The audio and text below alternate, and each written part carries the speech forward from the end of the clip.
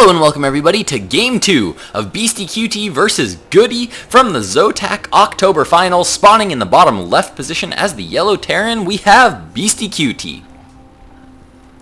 Spawning here in the bottom right position of Shakuras Plateau as the purple Terran, playing from Team ESC Gaming, we have GLiTCHReplays.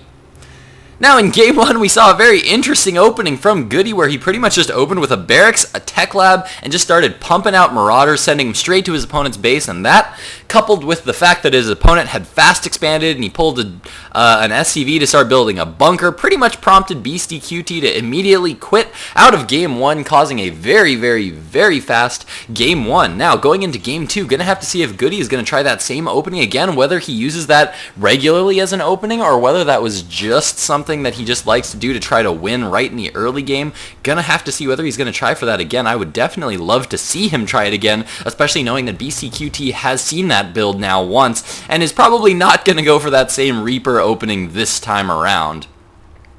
Now this is interesting here from both of these players. Well, at least for Beastyqt, it looks like he's going to be sticking to one base here for at least a little bit. Looks like he's going to start to try to wall off this front a little bit. Or no, maybe not. Maybe now he's just planning down that barracks down a little farther back. I was going to say that's kind of an interesting move in TVT, just because in TVT, a lot of the really early units, and by a lot I mean all of the early units like Marines and Marauders, all have range. So if you build a wall off at your front, it's really not going to do that much because they'll just be able to sit down on the low ground and shoot all your buildings down.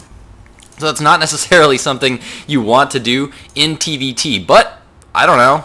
It's occasionally done. Maybe if you want to try to block off some scouting. I have no idea why you would ever want to do that in TVT, and as we can see, neither of these players are going to be doing that. We can see GLiTCHReplays has managed to throw down that first gas. Guys are going to start to mine on that gas. This one barracks is going to be coming up. Are we going to see that tech lab going down? No, we're actually seeing a Marine come out this time out of GLiTCHReplays. He's going to be producing one Marine. Is he going to be trying to apply some early pressure? Looks like both of these players actually going for an identical build so far. If we check out that production tab, we can see both these players getting out that one early Marine, both players getting out that command center. Beastyqt's right now is just slightly ahead, but that is of course because GLiTCHReplays didn't cut one pro, but it looks like he's a couple of food ahead right now of Beastyqt, and now second barracks here coming down for Beastyqt in the base of GLiTCHReplays right now. Nothing else going down so far just on that one barracks.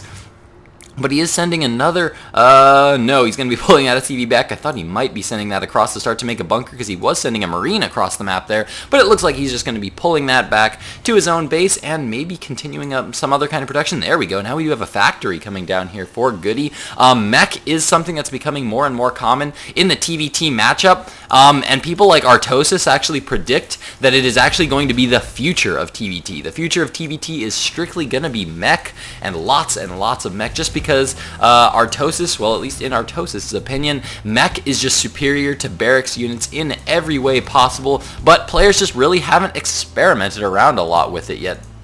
And so that's exactly why mech is just going to become the norm in TVT. So looks like GLiTCHReplays is definitely going to be going for at least some mech. Could be going for Marine Siege Tank. That's definitely was a very common opening for a very long time.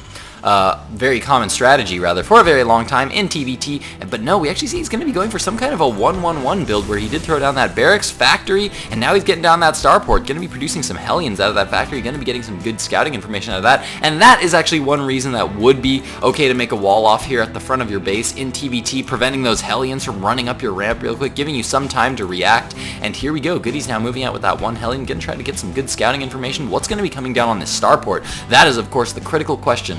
What add-on is going to be added to that starport, or will it just be swapped onto this tech lab on this factory? Now we do see a little bit of aggression here coming out of Beastyqt. He's moving across the map now with a few Marines, but GLiTCHReplays is on that Zelnaga watchtower, and he did manage to see those Marines coming down the ramp, and he's now throwing down a bunker here. His Marine count is lower than Beastyqt.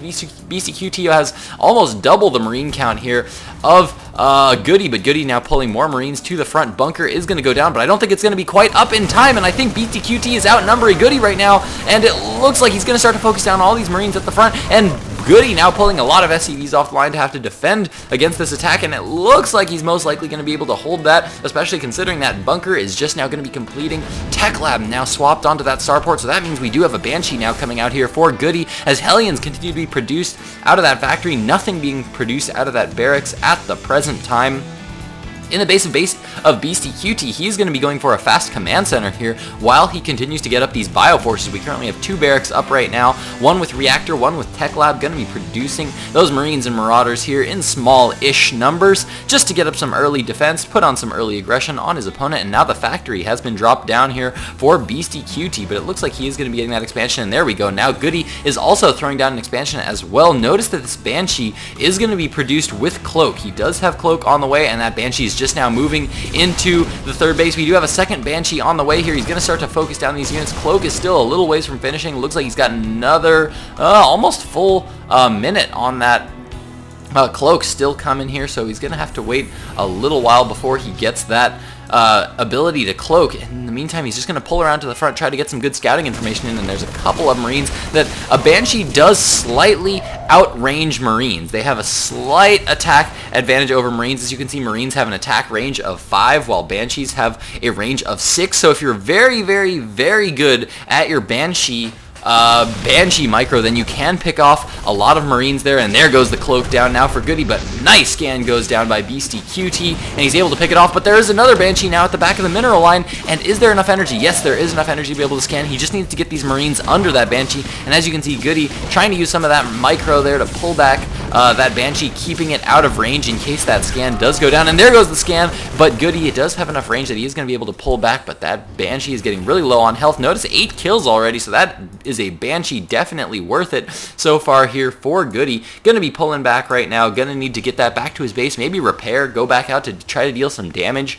Maybe just continue to sit out here and get some more scouting information. There he goes, picks off another Marauder at the Xel'Naga Watchtower, now taking his expansion. Beastyqt also doing the same, taking an expansion of his own, and now Beastyqt is going to be starting his upgrades on his engineering bay, as well as throwing down some missile turrets at both of his bases to be able to detect. That is, of course, the important thing. At this point, he doesn't want to be wasting too many resources just because he doesn't know how heavily his opponent is going to be committing to Banshees. It's actually a third Banshee is actually out now for GLiTCHGoOdy as he transitions into Marine Siege Tank. But he doesn't want to overcommit to turrets right now. Turrets are very, very expensive in terms of minerals. For every turret, that could be another couple of Marines or another Marauder. And so what you really want to be using this missile turret for is actually the detection range. The detection range of a missile turret is actually much larger than its actual firing range. So by having a missile turret here in the middle of his mineral line, even though it might not be able to shoot this Banshee that's up here now, see how that Banshee is just now pulling back, so it's still on the edges of the mineral line, but now it will be within detection range, and he'll actually have be able to detect that Banshee even as far as like right there. I think actually right now, let's see. Does he actually have sight on that Banshee? Yeah, he actually can see that Banshee, even though that missile turret cannot actually shoot that Banshee. And whoa, interesting move here by Beastyqt. He's actually going to go for a big attack here on his opponent. He's saying, you know what? You committed a lot of resources to getting out all these Banshees in the early game, so I'm just going to go for a big counterattack and try to take you out. There is a Banshee in the middle back, and the stim goes down for Beastyqt, and he manages to pick off that Banshee. Beautiful pick off there by Beastyqt, and he's now going to go try to do some damage to his opponent here. Looks like the Viking is now out for Beastyqt, and he just picked off that last Banshee, and now Beastyqt going to be going for a drop into the main. 2 medevacs are out, and he's going to be dropping these units up onto the high ground, and he's going to be bypassing all these siege tanks, but no, he's going to be dropping them. Don't drop them there. If he drops them there, he's going to take a lot of damage from those siege tanks. There is one missile turret up here for GLiTCHGoOdy that's going to prevent too much from going down, too much drop play from going down in his main. Now, in the main of GLiTCHGoOdy right now, we do see that he is transitioning pretty heavily into that mech play. Lots of factories now going down. 3 factories are on the way, and Armory is up as well. We could be seeing some Thors here coming out very soon. That could also just be used for some upgrades as well. As we can see, Hellions are still being produced from some of these factories as well. Now that he's got a good siege tank number, he's transitioning into a little bit of Hellions. Hellion play is very strong against Marines, of course. Hellions just decimate Marines, destroy Marines quite quickly. So Hellions, of course, is a good addition to your siege tank lines, just because siege tank Hellion will do ridiculously good against bioforces. So, yeah, it looks like Siege Tank Hellion is going to be the name of the game, considering that Beastyqt has gone for Marine Marauder so far, and that is it. I don't think we have any factory units. No, that factory is just sitting nice and idle for Beastyqt, not going to be using it at all, going strictly for Bioforces with Medevac support. And as we can see, yeah, more barracks now being thrown down for Beastyqt, so it is going to be a strong bio play here from Beastyqt. So if controlled well and played smart, then Goody should be able to beat it with the Marine Siege, or with Hellion Siege Tank rather, but he's going to need very, very good Siege Tank positioning, needs to position those Siege Tanks very, very well, needs to not clump them up too strongly. In TVT, it's not quite as critical as in TVZ, to have a very good siege tank spread. You do want small clusters of siege tanks. You want small, strong groups of siege tanks to be able to lay down a lot of fire on bioforces. It's not like Zerg forces, which are very, very fast and mobile and can quickly surround a lot of forces, and you need to have a huge spread. You more want to have a lot of map control in one small, strong area. And it looks like Beastyqt is going to be deciding to get a little bit aggressive here as he's now moving in with some more bioforces, but I don't think he's going to be able to do too much. As you can see, these siege tanks are very well placed on this high ground by Goody. He's got these good, well-placed siege tanks on the high ground, going to be able to take out forces even before they get to the ramp. As you can see, the Hellion count is also getting really, really high. That'll just burn right through that huge Marine count here from Beastyqt. And yeah, I think that this is actually going to be a tough little wall to break here for Beastyqt, and he's probably just going to be forced to pull back. But interestingly enough, we do have a command center going down on Goody's side of the map. He is not going to be expecting that right now. So if he does manage to get some scouting information around the map, he's going to be able to see that his opponent doesn't have a third or a fourth up yet. Actually, Beastyqt is going to be taking another expansion fairly quickly, so that's going to be a pretty quick expansion going down here for Beastyqt. He's going to be on 4 base, and Goody is just not going to be aware of it. He's going to think his opponent right now is still sitting on, once this is up, 3 bases. And he's not going to be expecting this 4th base to go up at all. That secret expansion is definitely going to be critical in determining the outcome of this match, just because Beastyqt is going to have a lot of extra income that Goody is not counting on. And there comes the small stim forward by Beastyqt. Managed to pick off a couple of Hellions. Goody starting to produce Vikings. We're starting to see a lot of Vikings coming up right now to be able to take out those medevacs. He wants to produce a small number of Vikings to be able to deal with those medevac, but doesn't want to produce too many. And holy cow, Goody is moving out with a huge mech force.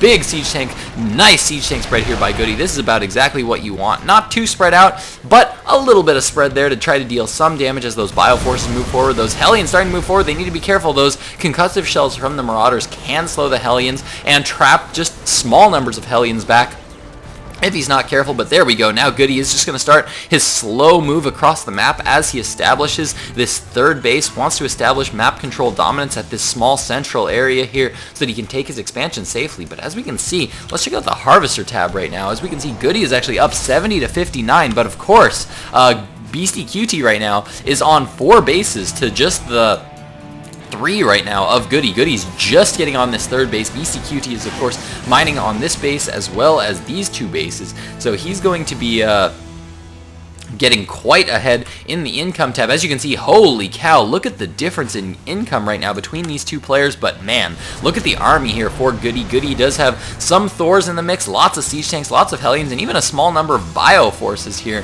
for Goody. Those are going to add a little bit of DPS there, and these Hellions do, of course, have the Blue Flame Hellion upgrade. These Hellions and all these mech units are currently 1-0 in upgrades, and holy cow, these forces are just going to march right into the natural expansion of Beastyqt. You're going to start to do some damage. These Blue Flame Hellions are going to take out SCVs very, very quickly here, and it looks like he is just going to be not even sieging up with all of his siege tanks here in the main, just going to slowly push into the main expansion here of Beastyqt and start to slowly siege up into the main. And where are all the forces? The forces of Beastyqt are actually dropped into the main of Goody right now, starting to deal a lot of damage. So it is going to be a little bit of a base race here, as now Goody is just going to be pulling back with some of his forces to try to deal with some of this, but he's losing a lot of tech buildings in the main and not dealing that much damage to the tech structures of Beastyqt, and Beastyqt still has 2 other mining bases, so he's still going to be producing quite a lot of units. I don't know about this move here by Goody. I think he really needs to be moving in and trying to take out some of the production here of Beastyqt. As you can see, that's exactly what Beastyqt is doing to him. The armory is going to fall. A lot of the factories have already fallen,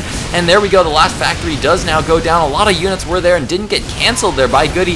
Hellions now pulled back here, but the Marauder count is actually really high, and I think this number of Marauders can't actually take out this many Hellions, because, man, those Hellions just don't do any damage to those Marauders, and all the Hellions now taken down. Looks like Goody's just going to be moving into the third base of Beastyqt, going to start to pick off units there. More barracks being thrown down here, but it looks like these Marauders in the main are going to be hero Marauders, taking out all the production of Goody, and I don't think Goody actually has any production up right now. He's got these 3 factories down here, and I think that is it right now. He doesn't have anything else. The orbital command is going down, and so many workers are now being taken out by both players, but Goody, 49 workers to 17 workers killed at this point. But man, look, I mean, Beastyqt now is only mining on 1 base with not that many workers, but Goody just really doesn't have all that much anymore, and as you can see, Beastyqt still has all his production up, so he's going to be able to do pretty well here. I think Goody's going to be delayed for quite a long time because right now he has no production. He needs to get up all his production structures once again. All he can produce right now is Hellions. That's all he can't produce any more Thors, any more Marines, Marauders, none of that. He's got 1 scout barracks up there. He might even need to just land that to start producing. But man, he's just got nothing up right now. He has thrown up 3 starports, and he's just getting a whole lot of Vikings up, which is a very, very interesting choice, considering Beastyqt is just going mass bio forces. So I don't know about that decision there from Goody. Notice Goody is still up in the food count. He's actually still way up in the harvester count as well, but I think these bio forces are a smart move here by Beastyqt, just because these bio forces are going to be very, very strong in smallish numbers, and he's going to be very mobile, going to be able to move all around the map and start to deal a lot of damage and try to pick off small numbers of forces here, especially when your economy is low as well. These bio forces are very, very efficient in small numbers, and as you can see, he's starting to deal damage to this 3rd expansion from Goody, and Goody's now only got this natural expansion mining, and that is getting rather low. He is going to stim in, go for a big engagement here, manages to take out all the siege tanks, continuing to focus down all the rest of the units, but it looks like Goody might be able to hold. SCVs have been pulled off the line, and these Hellions just not dealing that much damage to the high Marauder count right now of Beastyqt, and he's just melting away all those Hellions. The Hellions go down, the last Thor goes down, and now all Goody has is Vikings. So Goody is actually not doing so hot right now. He's been forced to pull off all of his production structures and pull them back into his main, and as you can see, Beastyqt still has all of his production structures completely unharmed, and he's still producing out of a lot of them. A lot of bioforce is still being produced. Terran infantry weapons, level 3 going down. Looks like level 3 armor, infantry armor, also being researched right now for Beastyqt, and look at all these barracks with tech labs. He's going heavy, heavy, heavy Marauder right now. Goody going to try to do what damage he can with these Vikings by utilizing the mobility of these Vikings going down and landing around. But at this point, I have to wonder if Goody is just wondering where his opponent's units are coming from right now. He's got to be getting in there and going, there's no mining going on. There's no mining going on there. And look, see, there's a scan going down saying, you know what, there's no mining going on here either. There's really not that many SCVs. He has to be wondering at this point what is going on, because as you can see, so many mules are going down here at this upper base. And I actually really, really like that move from Beastyqt. He's spending all of his mules here. Why? Because mules don't last that long, they're not that permanent, but they're a good way of mining out this base without committing too many SCVs to that. If he commits too many SCVs to that upper base, if that does get discovered, it is going to be taken out, and it looks like Beastyqt has managed to just move in, take out the rest of the forces of Goody, and it looks like that is going to be a GG out of Goody here in Game 2. So Beastyqt taking Game 2, forcing this set of matches to a Game 3. So, if you guys want to stick around for Game 3 to see who is going to take this series, tune in and stick with me, guys, for Game 3 between Beastyqt and Goody in just a moment.